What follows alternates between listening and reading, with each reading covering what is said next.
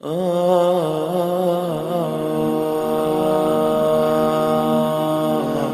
الذی خلقکم من تراب، اللہ وہ ذات ہے جس نے پیدا کیا تم کو مٹی سے، ثم من نطفۃ، پھر اس کے بعد پانی کا ایک قطرہ۔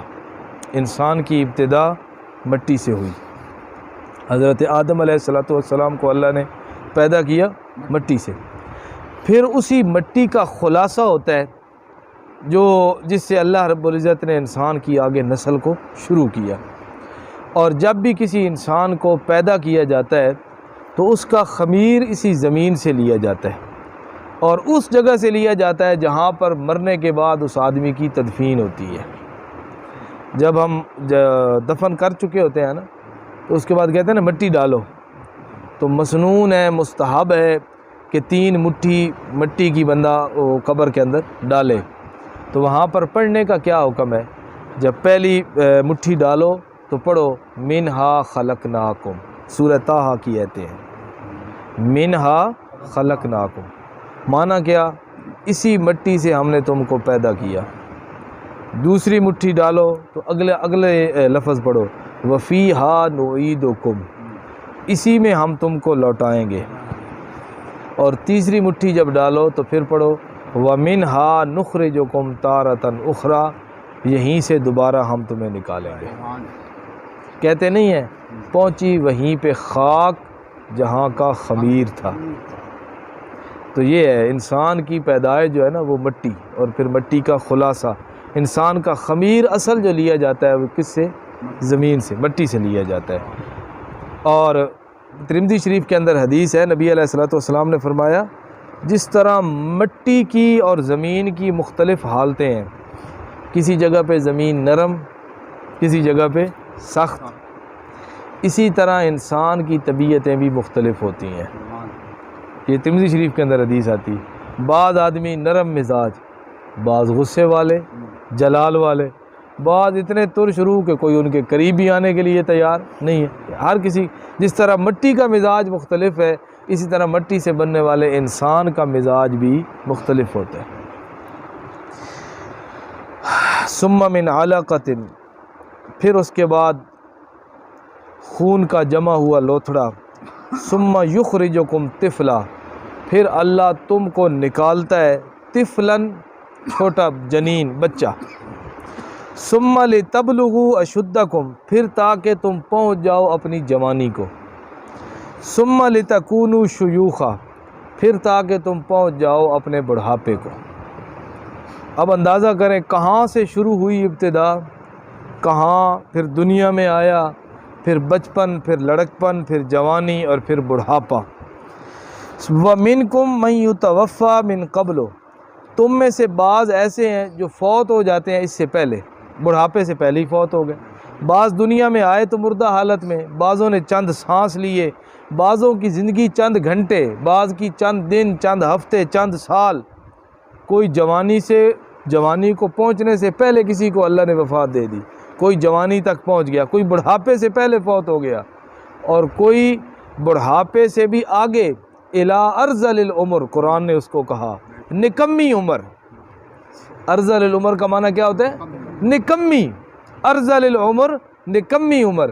نبی علیہ السلام نے پناہ مانگی، اللہم انی اعوذ بک من ان ارد الی ارذل العمر، یا اللہ میں نکمی عمر تک پہنچ جاؤں اس بات سے، یا اللہ میں تیری پناہ کے اندر آتا ہوں۔ یعنی انسان بڑھاپا، اور بڑھاپے کے بعد پھر نکمی عمر، کسی کام کا نہیں رہتا بندہ، نہ وہ اپنی مرضی سے کھا سکتا ہے، نہ اٹھ سکتا ہے، نہ قضاء حاجت پہ جا سکتا ہے، نہ اس کی بات کی کوئی اہمیت ہے، نہ اس سے کوئی مشورہ لیتا ہے۔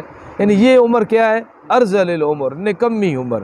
اس بات سے نبی، اس عمر کی اس حالت سے نبی علیہ السلام نے کیا مانگی ہے؟ پناہ۔ یہ بھی اللہ تعالیٰ کی مرضی ہے، کوئی اتنی عمروں کو پہنچ جاتے ہیں، اور یہ بھی اللہ تعالیٰ کی اپنی ہے حکمت۔ بعض آدمی بڑھاپے میں پہنچ کر، اور بڑھاپے کی انتہا تک پہنچ کر ان کی عقل سالم رہتی ہے، ٹھیک ٹھاک رہتے ہیں، اور بعض ابھی بڑھاپے میں ہی قدم رکھتے ہیں کہ ان کی عقل کے اندر فتور آ جاتا ہے۔ یہ بھی اللہ تعالیٰ کی اپنی مشیت ہے، اللہ تعالیٰ کی اپنی مرضی ہے، اللہ تعالیٰ کی اپنی حکمت ہے۔ بالخصوص جو لوگ نا دین کی تدریس کے اندر لگے رہتے ہیں ان کو ہم نے دیکھا بڑی لمبی لمبی ان کی عمریں، بڑی لمبی لمبی ان کی عمریں، اور آخر عمر تک ان کی عقل سالم رہی، اگرچہ دنیا کے اعتبار سے ان کو پتہ ہی نہیں تھا، یعنی دنیا کی رنگینیوں کا اور دنیا کی ترقیوں کا ان کو پتہ نہیں تھا، لیکن اپنے دین اور اپنے علم کے اندر ان کی پختگی پہلے سے بھی زیادہ بڑھ گئی۔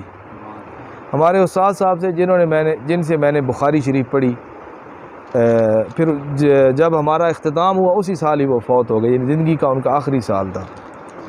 ان کی سادگی کی یہ حالت تھی، یہ میری آنکھوں کے سامنے کا واقعہ ہے۔ اس وقت یہ پی ٹی سی ایل ٹیلی فون ہوتا تھا، تو جماعت کھڑی ہوئی نا تو سامنے کمرہ تھا، دفتر تھا مدرسے کا، تو اس کے اندر نا گھنٹی بجنا شروع ہوئی، تو جماعت ایک اور استاد جی کرا رہے، تو وہ سب سے نکل کے نا دروازہ کھول کے کہتے ہیں اللہ تو چپ کر، نمازہ نہ ٹائم ہے، بعد اٹرنل گل کر سیں۔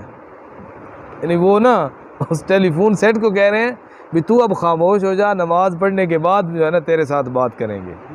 نمبر ملانے کا ان کو پتہ نہیں تھا، لیکن میں نے خود ان سے پوچھا، کہنے لگے میں بخاری شریف کو ایسے سامنے رکھتا ہوں، جو میں نے پڑھا ہے اللہ تعالیٰ وہ ساری تقریر میرے ذہن میں ڈال دیتا ہے۔ بخاری شریف کے حافظ تھے، کتابوں کے حافظ تھے، یعنی کتاب ان کے سامنے ہو یا نہ ہو برابر تھا، اور وہ پڑھاتے تھے، اور گھنٹوں ان کی اس موضوع کے اوپر ان کی تقاریر ہوتی تھی، اور ان کی بحث ہوتی تھی، اور ان کی گفتگو ہوتی تھی۔ آخر عمر میں آخری مہینوں کے اندر وہ صاحب فراش ہو گئے، اور وہ لیٹے رہتے تھے، فالج ہو گیا اور پھر وہ لیٹے رہتے تھے۔ مجھے یاد ہے ایسے ان کی چرپائی ہوتی تھی اور میں ساتھ بیٹھ کے میں عبارت پڑھتا تھا، تو کبھی کبھار پڑھتے ہوئے غلطی ہو جاتی نا، حالانکہ ان کے سامنے کتاب نہیں ہوتی تھی، زبر زیر کی غلطی بھی وہ پکڑ لیا کرتے تھے، زبر زیر کی غلطی بھی وہ پکڑ لیتے تھے اور کہتے تھے غلط پڑھ رہے ہو، الفاظ کی غلطی وہ پکڑ لیا کرتے تھے، اور اسی طرح پڑھاتے تھے جس طرح وہ جوانی کے اندر تھے۔ یہ بھی اللہ تعالیٰ کا ایک خاص فضل ہوتا ہے، خاص اللہ تعالیٰ کی رحمت ہوتی ہے۔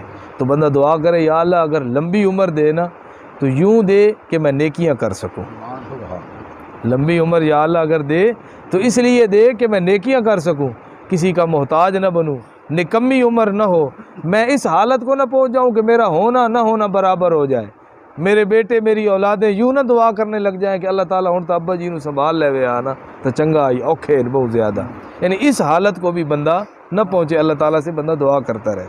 تو اللہ فرماتے ہیں وَمِنْكُمْ مَنْ يُتَوَفَّى مِنْ قَبْلُ وَلِتَبْلُغُوا أَجَلًا مُّسَمًّى، تاکہ تم پہنچ جاؤ اپنی مقررہ مدت۔ ہر ایک کی ایک اجل اللہ تعالیٰ نے مقرر کر دی، ہر انسان کی، چاہے اس کے ایک سانس مقرر کیا، چاہے اس کے 100 سال مقرر کیے، چاہے اس کے 200 سال مقرر کی، جتنی بھی اللہ رب العزت نے اس کی عمر مقرر کی ہے، اس نے اسی مقررہ مدت پہ جب پہنچنا ہے تو اللہ تعالیٰ نے اس کو اپنے پاس بلا لینا ہے۔ ہماری حدیث کی سند ہے نا، حدیث کی سند، یعنی میں نے بخاری شریف پڑھی اپنے شیخ سے، انہوں نے پڑھی اپنے استاد سے، انہوں نے اپنے استاد سے، یعنی یہ ایک پورا سلسلہ ہوتا ہے، ہمارے پاس باقاعدہ لکھا ہوا ہوتا ہے، ہمیں یاد ہوتا ہے کہ میں نے کس سے پڑھی، انہوں نے کس سے پڑھی، انہوں نے کس سے پڑھی، انہوں نے حدیث کس سے سنی، یہاں تک کہ نبی پاک صلی اللہ علیہ وسلم تک ہر حدیث کی ہمارے پاس سند ہے۔ میں جو حدیث پڑھتا ہوں مجھے پتہ ہے میں نے یہ حدیث کس سے پڑھی ہے، انہوں نے کس سے پڑھی ہے، انہوں نے پھر آگے کس سے پڑھی ہے، امام بخاری نے، یہ سارا سلسلہ ہوتا ہے۔ تو اسی سلسلہ سند کے اندر میں رحیم یار خان میں استاد سے وہاں پر میں پڑھنے کے لیے گیا حدیث، تو اس سلسلہ سند کے اندر ایک ہمارے استاد سے، ان کی 300 سال عمر تھی، کتنی؟ 300 سال، یوسف ان کا نام تھا، یوسف الہروی، افغانستان کے تھے، ان کی 300 سال عمر تھی، اور آخر عمر تک وہ حدیث پڑھاتے رہے، یعنی اتنی طویل عمر۔ اللہ رب العزت نے یہ انسان کی زندگی کے مختلف احوال کو بیان کیا اور فرمایا یہ کیوں میں نے بیان کیے ہیں، لعلکم تعقلون، تاکہ تمہیں بات سمجھ آ جائے۔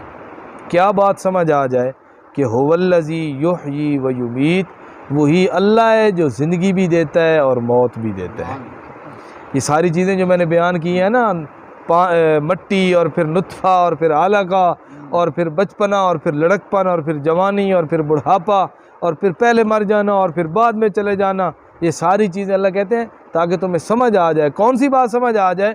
کہ هو الذی، وہی اللہ ہے یحیی و یمیت، جو زندہ بھی کرتا ہے اور جو موت بھی دیتا ہے۔ سبحان۔ زندگی اور موت اللہ کے ہاتھ میں ہے، اللہ رب العزت کے علاوہ کسی کے ہاتھ میں نہ زندگی ہے اور نہ ہی کسی کے ہاتھ میں موت ہے، نہ کوئی باقی رکھ سکتا ہے اور نہ ہی کوئی وقت سے پہلے موت دے سکتا ہے یا آتی ہوئی موت کو کوئی روک سکتا ہے۔ اللہ کے علاوہ کوئی بھی کسی کے پاس یہ طاقت نہیں ہے۔